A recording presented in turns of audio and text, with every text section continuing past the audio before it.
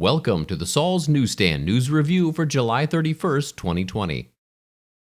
The Daily Wire reports, CDC sides with Trump, says students need to go back to school.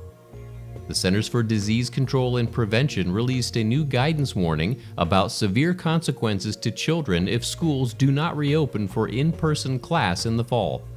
The CDC's updated guidance now aligns with recommendations made by the American Academy of Pediatrics, which endorsed school reopenings with limited exceptions last month. The new guidance also resolves what many had said was a conflict between the White House and the CDC on the safety of in-person learning amid the pandemic. The Trump administration has argued that the risk to students of missing significant time in class far outweighs the risk to students of violating social distancing rules amid the pandemic. Studies suggest that the coronavirus is much less dangerous to children and young adults than common illnesses such as the flu. An article from The Federalist states, Democrats refuse to let Barr speak because they know he's right. Tuesday's House Judiciary Committee oversight hearing with Attorney General William Barr was really something to behold. Almost every Democrat played from the same playbook, starting with Chairman Jerry Nadler, who told Barr he should be ashamed of himself. One after the other, they heaped scorn on the Attorney General in a build-up to some question that they refused to allow Barr to answer. Here's a good video mashup if you missed out on the fun for yourself. Isn't that correct? No, what is correct is that, what is correct that on February 10th, Monday, I gave instructions as to what Reclaiming my time. Yeah, I'm answering your question. Well, you gotta let him answer. Reclaiming my time. On February 10th, Sir. On February 10th, I directed. Reclaiming my time, sir. Reclaiming my time. And I know you don't want to answer. You are wrong, Mr. Attorney General. He's found the investigation had been initiated properly. He said he found reclaiming my time without political bias. He said he and found in no April, evidence. reclaiming my time, reclaiming my time, reclaiming my time.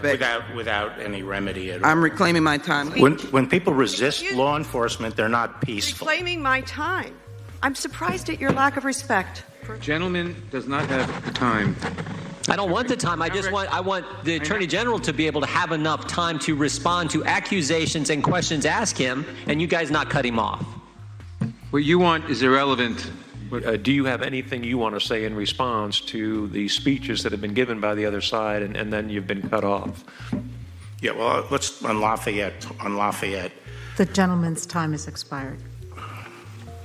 Tell me the name of the cases. I don't have the name of the cases. Where South were Carolina and Alabama. You'll have a chance to comment after your testimony is done here today. That it is not a self-defining term as they only got 2 minutes, sir. That they recognized. Mr. Barr, if I Yeah, but this is a hearing. I thought I was the one that was supposed to be heard.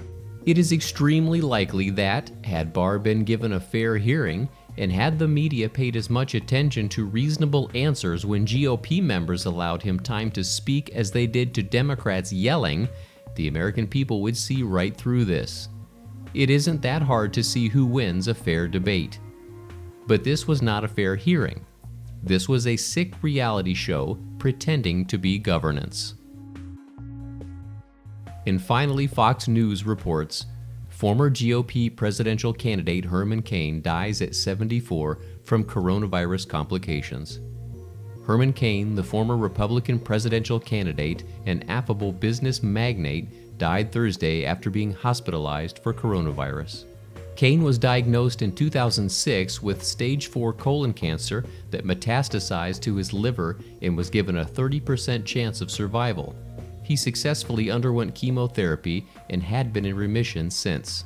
Cain, who successfully steered food chains like Burger King and Godfather's Pizza to profitability and served as chairman of the Federal Reserve Bank of Kansas City, shot to prominence in 2012 when he launched a bid to be the Republican presidential nominee.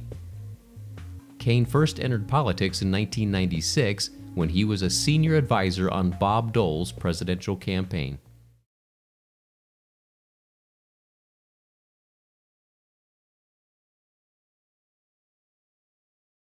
And that concludes your Saul's Newsstand News Review for July 31st, 2020. For more political news faster, visit saulsnews.com.